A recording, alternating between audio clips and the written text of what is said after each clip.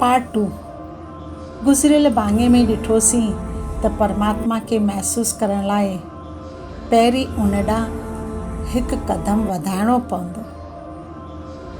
पर हाणे सुवालु उथे थो, आख़िर परमात्मा खे सुञाणिजे कीअं?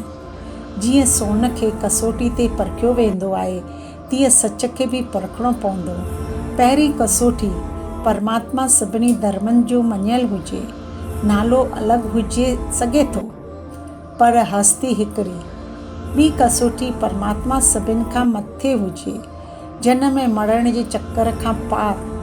टीं कसोटी, हू सर्वोच्च हुजे, जंहिंखां मथे को बि न हुजे। चौथी कसोटी, हू सर्वज्ञ हुजे, टिनी लोकनि जो ॼाणू, त्रिनेत्री, त्रिकालदर्शी ऐं त्रिलोकीनाथ। पंजी कसोटी, हू सभिनी गुणनि ऐं सभिनी शक्तियुनि सां भरपूर हुजे। जीअं बैटरी चार्ज थियण लाइ जनरेटर सां गॾिजंदी आहे, तीअं आत्मा बि परमात्मा सां नातो जोड़े ताक़त हासिलु करे थी। हाणे उहे 5 कसोटियूं तव्हांजे साम्हूं आहिनि। वेही सोचियो, वेही परखियो ऐं पाण फ़ैसिलो कयो, सच कहिड़ो आहे। ओम शांति शांति शांति।